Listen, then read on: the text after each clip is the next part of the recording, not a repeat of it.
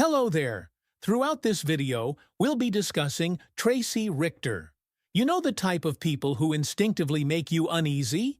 You see them and just feel that way, even if they appear to be, perfectly pleasant folks. She's one of them. We're heading to Early, Iowa. That's our destination. It's set in the present time. The town is actually named Early, just so you're aware. And we're going to find out all about this individual. And she certainly was, and still is, quite the character. Tracy Richter. So, are you ready to delve into this? Off to Early, Iowa, we head. And what is there to mention about Early, Iowa? Not a whole lot. It's a small community with fewer than 1,000 residents. Most inhabitants work in agriculture, similar to the Todd Mullis case we discussed recently. It's much the same situation, really. Primarily farmers, that sort of thing. Everyone knows everyone else's business. A close-knit community. So, when one evening in December 2001, gunshots echoed in the house of a family of 5, that sort of event generally attracts attention. I believe it would attract attention anywhere, to be honest. That's the moment when the typically unlocked doors of homes in Early were suddenly secured. There was a break-in, shots fired, and a need for a body bag. The residents belonged to the Roberts family, consisting of Michael, Tracy, maiden name Richter, Bert, from Tracy's prior marriage, and their son Noah and daughter Mason. When the police and emergency medical technicians arrived, they encountered a scene filled with crying and screaming. Tracy and the children were thankfully unharmed. The man of the house, Michael, was coincidentally away on business. And, lying on the floor was a recognizable person, 20-year-old Dustin Weedy, a neighbor of the Robert family. He had sustained 9 gunshot wounds and was, at that point, beyond medical help. Tracy, in shock, was transported to the hospital due to breathing problems, but she managed to inform the police she had been assaulted by intruders and had been strangled with pantyhose. So, what's the story there? Well, Dustin actually had a very positive relationship with the Roberts. He'd mow their lawn, and they attended church together.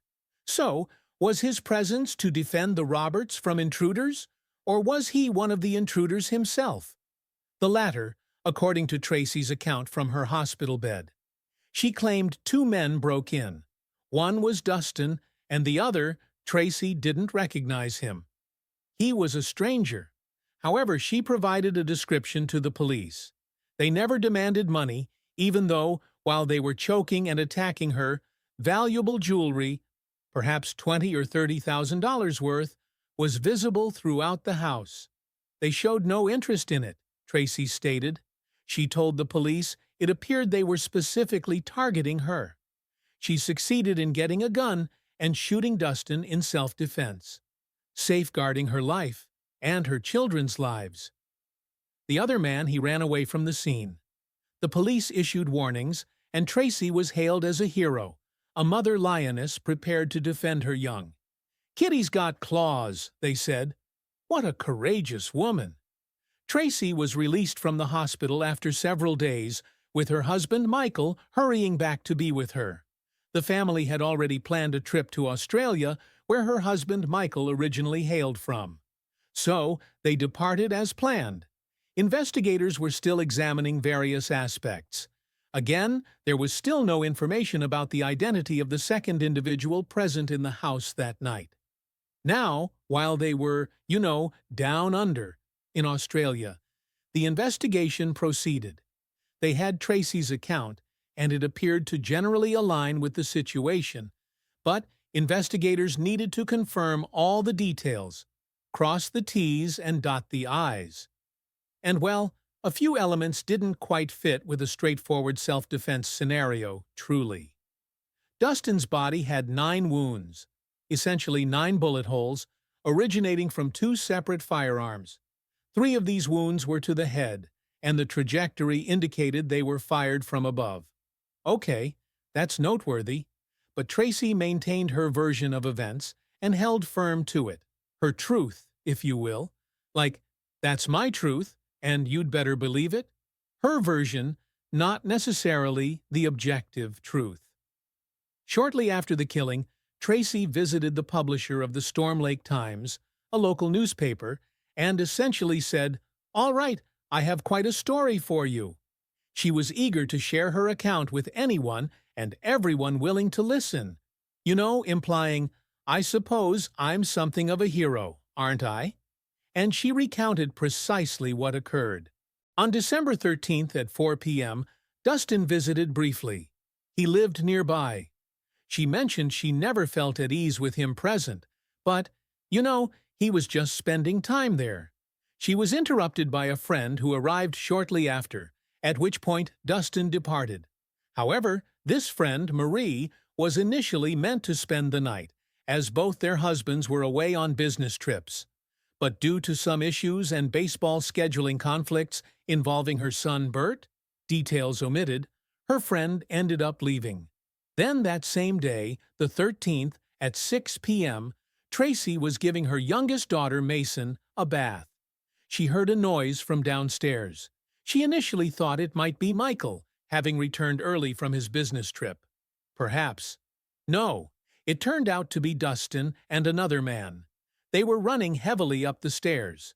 She grabbed the baby, ran, and succeeded in getting all the children into the same room and locking the door, just before she was pulled away by her ponytail. They seized her. She attempted to reach the gun safe but was strangled with pantyhose and lost consciousness. She regained consciousness to the sound of her children screaming, with the two intruders outside attempting to kick the door down. Tracy was extremely disoriented, her glasses missing, but then her Richter sense activated, and, cool as a cucumber, she went to the gun safe. She attempted to unlock it, failing several times while the two intruders apparently weren't concerned. Then she successfully retrieved a gun. Bang! Bang! She then got the other firearm. "Take that!" She began firing. It didn't take much time. Dustin was dead on the floor.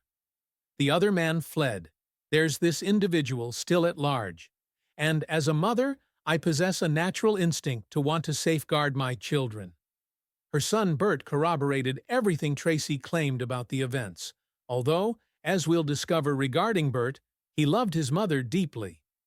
Got the bat out, and I was holding it. Somebody ran, I put my bat up, and they opened the door, but it was my mom, and I almost hit her, but we missed. I didn't hit her. She had, pantyhose around her arms. That was her narrative. Buy her a drink, perhaps. That was her story, sort of, for a while, because it might alter slightly. Let's find out a bit more about T-Dog Tracy Richter, her background. There's quite a bit to it, and we'll discover that the shooting of Dustin Weedy was merely the most recent event in a lengthy series of incidents. Tracy, she was simply, perpetually involved in trouble. Tracy was born in May 1966 in Chicago. She developed into quite an intelligent young woman, so much so that she earned a scholarship to study radiography. It was during her studies that she met John Pittman in 1987. John became completely infatuated with her. John was pursuing a medical degree, and the pair got along extremely well, leading to their engagement shortly after. The couple relocated to Denver, where John began his residency, and the Pittman family also resided nearby. Tracy seemed to embody everything John desired in a woman. Almost strangely so, frankly. She mirrored all of John's interests, but immediately after they exchanged vows in 1988, Tracy transformed. And she also changed John to a degree. You see, what occurred was this. John's parents lived close by, and one day, both of his parents' credit cards were stolen, right? And thousands upon thousands were charged. Well, upon investigation, all indications suggested Tracy was responsible. But John refused to believe it. "No way, Jose." This subsequently caused him to become somewhat estranged. separated from his own family. John was then entirely Tracy's, completely hers when he was present. As a doctor, he worked approximately 120 hours per week, which, in turn, created rifts between him and Tracy. And arguments broke out constantly. On one occasion, a fight intensified to the degree that Tracy went upstairs, retrieved a handgun, walked downstairs, and aimed it at John. John reacted, "Forget this," and fled outside. While outdoors, he heard a single gunshot. Then Tracy emerged, apologized, and claimed she had attempted to take her own life. John subsequently contacted the police, just as a precaution. Tracy was charged with discharging a firearm and was mandated to undergo 6 months of psychological treatment. Shortly thereafter, the couple had what might be called a Band-Aid baby, Bert, born in 1990, hoping this addition might mend the marriage. But nope, nothing substantially changed for poor John and poor Bert. However, John had a suspicion that Tracy desired to increase his life insurance policy amount. Okay, strange. And he worked lengthy hours, so Tracy could potentially, be engaged in anything while he was absent. Consequently, John employed a private investigator to, observe her closely. Tracy was indeed occupied. She simply enjoyed the company of men, like many men. A lot of men, some of whom, were involved in questionable activities. In 1992, John ultimately relocated the family once more, this time to Chicago. Tracy was acting erratically at this juncture. During the moving process, their 3 dogs and 4 cats were somehow sold to an experimental laboratory. Tracy had been tasked with arranging the pets' transportation, and then the final incident occurred that broke the camel's back. This is quite frightening. One day, while at work, John received a call from Tracy. She said something like, "Listen, I need to speak with you. Let's meet at the apartment." John agreed. Shortly after that, he received a call from the private detective who was following Tracy. John informed the private investigator that Tracy wanted to meet him. The PI responded, "That's not a very wise idea, you being a doctor." Because their apartment was situated on the east side of town, while the PI was currently following Tracy heading west.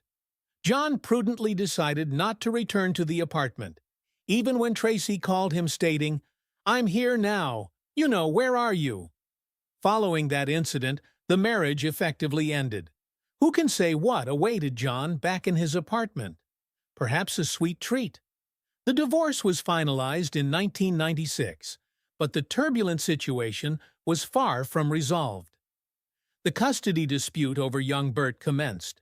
Tracy proceeded to accuse John Pittman of sexual abuse, child abuse, and all related claims. The accusations were, determined to be unfounded, false. It was also discovered that Tracy had forged John's signature on the life insurance policy documents. So, hey. Ultimately, however, Tracy gained custody of Bert, and John was obligated to pay her thousands of dollars monthly in child support. Shortly thereafter, Tracy encountered someone online, Australian entrepreneur Michael Roberts. They connected instantly. They truly connected very well. Just 18 days after their initial face-to-face meeting, they were wed. Michael decided to relocate permanently from Australia to America because he was simply, utterly infatuated with Tracy. You likely anticipate the direction this is heading. Within a few months, trouble was brewing once more. Tracy was unfaithful. Nevertheless, he remained with her and supported her throughout the custody disputes with John.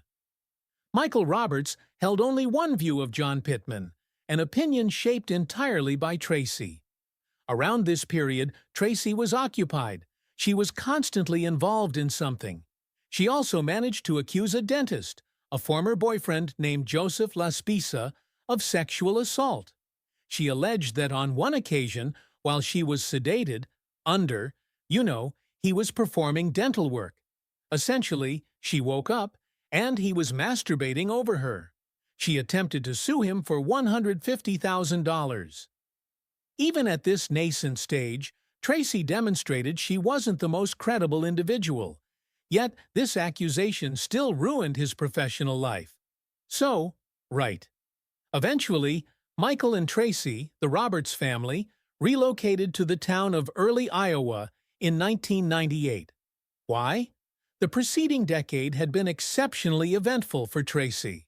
She didn't seem keen on wasting time, so I speculate that when they moved, perhaps Michael hoped, well, maybe, there isn't much trouble she can find in Early. Perhaps that will settle things down. Boy, was he mistaken.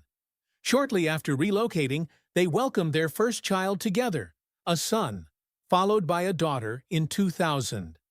They established their own enterprise, an IT company, and integrated into the community and the local church. They were generally well regarded by the residents of Early. Everything appeared idyllic, at least superficially. And then arrived that